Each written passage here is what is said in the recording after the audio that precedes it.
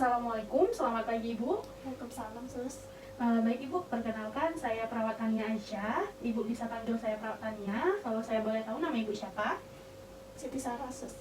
Senangnya dipanggil apa Bu? Sarah, Sus. Baik Ibu Sarah, umur Ibu Sarah berapa? 27 tahun. 27 tahun. Nah Ibu, apakah Ibu tahu hari ini tanggal berapa? Tanggal 16 Desember di Kamis. Baik, hari Kamis tanggal 16 Desember 2021 ya Bu. Nah baik, pada pagi hari ini kita akan melakukan pemeriksaan sistem persyarafan. Nah yang mana tujuannya itu untuk mengetahui apakah ada gangguan atau masalah pada sistem persyarafan Ibu. Nah waktunya itu sekitar 10-15 menit di ruangan ini saja. Apakah Ibu bersedia? Bersedia, Sus. Baik, kita lakukan pemeriksaannya ya Ibu. Nah, yang pertama itu kita lakukan pemeriksaan kesadaran kualitatif. Nah, pemeriksaan kualitatif ada namanya kompos mentis. Nah, kompos mentis ini pasien normal atau sadar penuh. Baik, di sini pasien dalam keadaan normal atau sadar penuh. Nah, itu namanya kompos mentis. Nah, ada juga yang namanya apatis. Nah, apatis itu sadar penuh tapi kurang respon dari sekitar. Nah, lalu ada namanya somnolen. Somnolen itu dia mengantuk tapi dapat mengikuti perintah ketika dirangsang. Nah, ada juga namanya stupor. Stupor itu diam, kelihatan tidur, bicaranya tuh satu kata atau frasanya pendek. Selanjutnya itu namanya sporokoma. Nah, sporokoma itu dia inkoheren, bergerak ketika dirangsang. Selanjutnya itu ada koma. Koma itu dia dalam keadaan tidak sadar, tidak ada respon terhadap. Baik, selanjutnya kita lakukan pemeriksaan GCS atau kuantitatif. Nah, di sini pasien respon matanya itu membuka spontan. Nah, kita beri nilai 4. Nah, untuk nilai 3 si pasien ini dia membuka bila dipanggil. Nah, untuk nilai 2 pasien itu membuka bila diberi rangsangan nyeri. Nah, untuk nilai 1 pasien tidak dapat membuka terhadap rangsangan yang diberikan. Nah, selanjutnya itu ada namanya respon motorik. Nah, respon motorik itu si pasien mematuhi perintah. Nah, di sini Ibu bisa diangkat tangannya, Bu. Baik, diturunkan kembali. Nah, di sini pasien dia mematuhi perintah dan kita beri nilai 6. Nah, adapun untuk nilai 5, lengan pasien itu fleksi bisa dapat diberi rangsangan nyeri. Itu diberi nilai 4, dan untuk nilai 3 itu fleksi abnormal terhadap nyeri, dan untuk nilai 2 ekstensi abnormal terhadap nyeri, dan untuk nilai 1 si pasien tidak dapat respek terhadap nyeri. Nah, selanjutnya itu adanya respon verbal. Nah, di sini pasien dia orientasi baik, dia dapat memperkenalkan diri, nama, umur, hari, dan tanggal, dan dia bicara dengan baik. Itu kita beri nilai 5. Baik, selanjutnya kita lakukan pengkajian rangsang meningeal. Nah, di sini kita lakukan pemeriksaan kaku kuduk. Nah, Ibu ke kanan Bu dagunya. Baik, ke kiri Bu. Apakah nyeri Ibu? Tidak, Sus. Nah, Bu, selanjutnya tangan perawat di bawah kepala pasien. Menekuk Bu, dagu sampai dada. Nah, baik. Nah, di sini didapatkan bahwa si pasien tidak mengalami kaku kuduk. Nah, jika pasien terdapat kaku kuduk, didapatkan tahanan dan nyerinya tidak dapat mencapai dada, itu dia mengalami kaku kuduk. Nah, selanjutnya kita lakukan pemeriksaan Kernik atau Kernik sign. Nah, di sini kita fleksikan paha sampai sudut 90 derajat. Nah, tegukan Bu. Nah, 90 derajat. Apakah nyeri Bu? Tidak, Sus. Baik. Nah, kita bentuk sudut lebih dari 135 derajat. Nah, apakah nyeri Bu? Tidak, Sus. Nah, baik. Nah, di sini jika bila pasien tahanan dan nyerinya sebelum mencapai 135 derajat, maka Kernik sign-nya itu positif. Nah, di sini pasien Kernik sign-nya negatif, dia tidak mengalami nyeri. Nah, selanjutnya kita lakukan pemeriksaan Leaksik atau Leaksik sign. Nah, di sini kaki pasien kita fleksikan lurus membentuk 70 derajat. Nah, apakah nyeri Bu? Tidak, Sus. Nah, baik, tidak. Nah, di sini bila keadaan lurus membentuk sudut 70 derajat. Nah, bila ada tahanan atau nyeri sebelum mencapai derajat 70 derajat, maka reaksi. Nah, selanjutnya itu pemeriksaan Brudzinski 1. Nah, Brudzinski 1 ini pasien terlentang, tangan di bawah kepala pasien, lalu tangan satu lagi ada di dada. Nah, kepala difleksikan sehingga dagu menyentuh dada. Nah, hasilnya positif jika fleksi kepala disusul dengan fleksi di sendi lihat lutut. dan panggul. Nah, kedua tungkai itu secara refleks.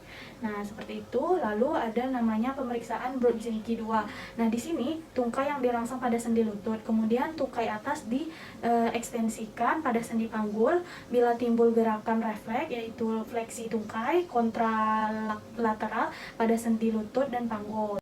Baik, selanjutnya kita melakukan pengkajian saraf kranial. Nah, yang pertama itu saraf kranial 1, yaitu penciuman atau membau. Nah, di sini nanti Ibu bisa menutup matanya, lalu Ibu bisa menutup sebelah hidungnya, dan nanti saya akan memberikan aroma dan Ibu bisa menyebutkan aroma apa itu. Nah, baik, kita mulai ya Ibu. Silahkan ditutup matanya Bu, hidungnya sebelah Bu. Nah, baik Ibu. Di sini saya berikan aroma, Ibu bisa menciumnya. Nah, baik, aroma apa Ibu? Kopi ya sus. Oh, baik, betul ya Ibu. Nah, selanjutnya bisa ditutup hidung sebelahnya Bu. Nah, ini Bu bisa dicium. Nah, baik, apa Bu aromanya? Teh sus. Oh, baik, betul. Silakan dibuka matanya. Baik Ibu, di sini Ibu sudah dapat menjawab dengan benar dan menyebutkan bahwa itu aroma kopi dan teh. Baik, selanjutnya kita pemeriksaan saraf kranial 2. Nah, saraf kranial 2 itu optikus. Nah, kita lihat, Ibu dibuka matanya. Kita lihat. Baik, tidak ada perdarahan. Nah, selanjutnya kita melakukan pemeriksaan visus atau ketajaman penglihatan menggunakan Snellen chart. Nah, di sini kita juga akan melakukan pemeriksaan lapang pandang. Baik Ibu, silakan ditutup matanya sebelah. Nah, Ibu ini apa? Ini Z, ini L, ini F, ini T, ini C, ini P, ini O, ini E, ini P, ini E.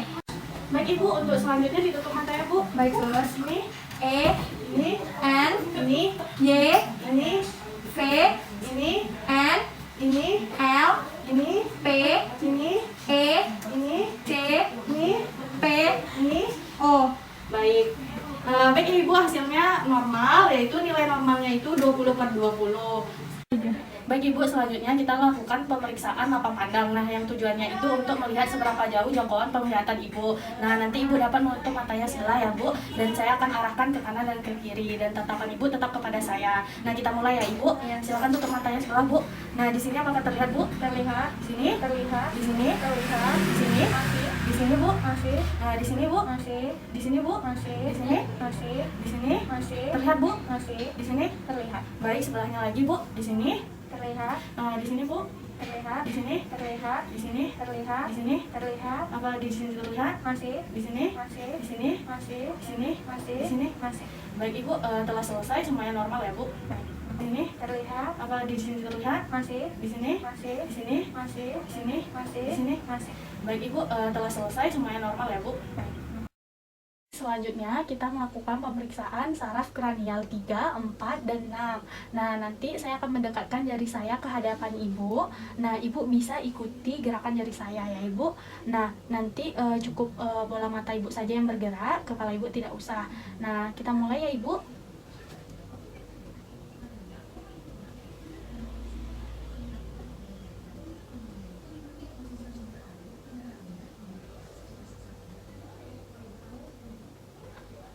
Baik, cukup ya Ibu. Ini bagus sekali ya Ibu. Nah, saraf okulomotor Ibu itu dapat menggerakkan ke samping kiri atas, samping kiri kanan, dan samping kanan bawah, lalu samping kanan atas. Nah, lalu ada itu troklearnya Bu, bagus juga. Ibu bisa menggerakkan ke samping bawah. Dan lalu abdusensnya Ibu bisa menggerakkan bola matanya ke samping kanan. Nah, selanjutnya Ibu nanti saya letakkan jari saya ke pangkal hidung Ibu. Nah, baik, di sini bagus ya Ibu. Berarti tidak ada ditemukannya nistagmus. Nah, selanjutnya kita lakukan pemeriksaan pupil. Nah, kita lakukan. Nah, nanti kita lihat. Baik, refleks pupilnya ada ya Ibu. Nah, tidak bentuk, ukuran, kesimetrisannya juga sama ya Bu. Nah, tidak ada abnormalan. Nah, selanjutnya Ibu boleh tutup matanya. Buka.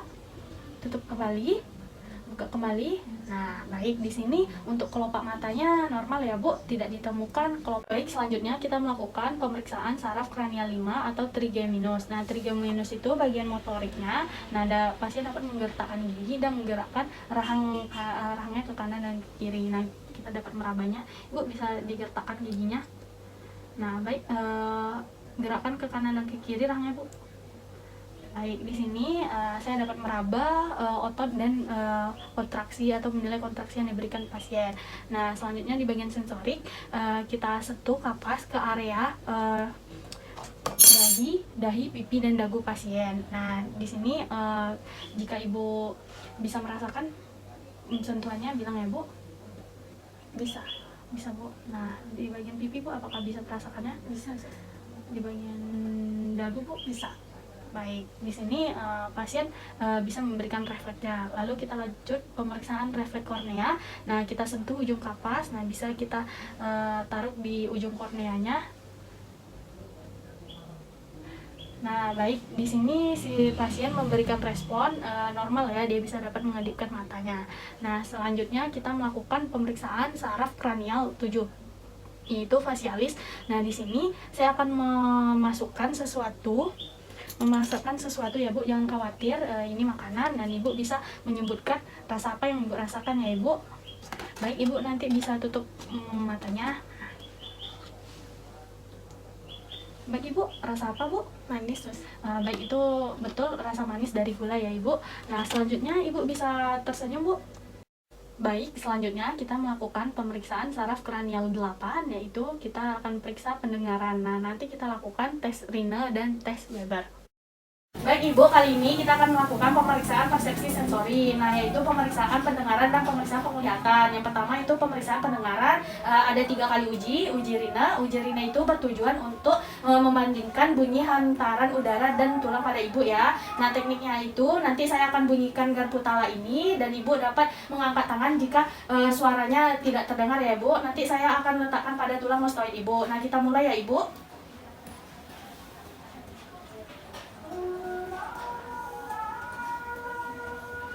Baik, Ibu, bagaimana? Di mana suaranya lebih terdengar lebih panjang, Bu? Depan. Baik, di depan ya, Ibu, itu normal. Nah, selanjutnya kita lakukan uji Weber. Nah, uji Weber itu tujuannya untuk membedakan telinga Ibu termasuk tuli konduktif atau sensori neural. Nah, di sini nanti saya akan letakkan di atas kepala Ibu dan Ibu bisa bandingkan apakah terdengar sama atau tidak. Nah, Ibu, kita mulai ya, Ibu.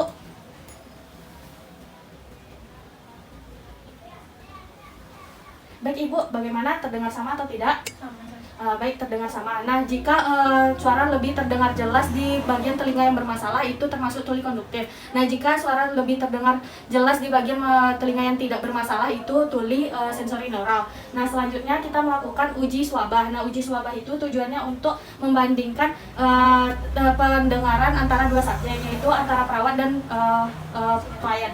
Nah, yaitu kita bisa mulai ya, Ibu.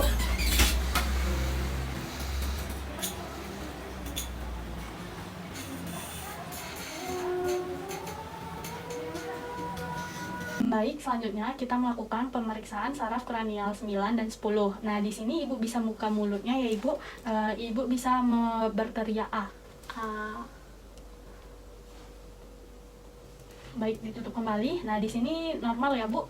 Lidah Ibu berada di tengah, tidak berada di samping kiri dan kanan. Nah, selanjutnya kita melakukan refleks menelan. Nah, di sini saya akan meraba, Ibu. Coba menelan, Bu. Baik, di sini ada refleks menelan ya. Saya dapat merasakan adanya refleks menelan. Nah, selanjutnya saya akan masukkan alat ke dalam mulut Ibu. Ibu bisa merasa ingin muntah, Ibu bisa reflekskan ya, Bu, jika ingin muntah. Baik, di sini Ibu ada ingin muntah. Nah, ada refleks ingin muntahnya. Nah, selanjutnya untuk pemeriksaan saraf kranial 9 dan 10 itu normal ya, tidak ada gangguan ya, Bu. Kita melakukan pemeriksaan saraf kranial 11 ya, Bu. Nah, di sini Ibu bisa menghadap ke kiri, Bu. Ke kanan, Bu. Nah, baik, kembalikan. Nah, Ibu bisa tahan ya, Bu, tekanan dari saya. Coba menghadap ke kiri, Bu. Baik. Coba ke kanan, Bu. Nah, baik ya, Ibu, itu normal. Ibu bisa menahan tekanan dari tangan saya. Nah, Ibu bisa dinaikkan bahunya, Bu. Baik, turunkan kembali. Nah, di sini bagus sekali ya, Ibu bisa melawan tekanan dari tangan saya dan Ibu bisa mengangkat bahu Ibu. Itu normal ya, Ibu. Nah, selanjutnya kita melakukan pemeriksaan saraf kranial 12. Nah, Ibu bisa julurkan lidahnya, Bu. Ke kanan, ke kiri, Baik, di sini Ibu juga bisa mendorong ke ruang pipinya Bu, ke kanan, ke kiri. Nah, baik. Di sini udah bagus ya, Ibu udah bisa melakukannya.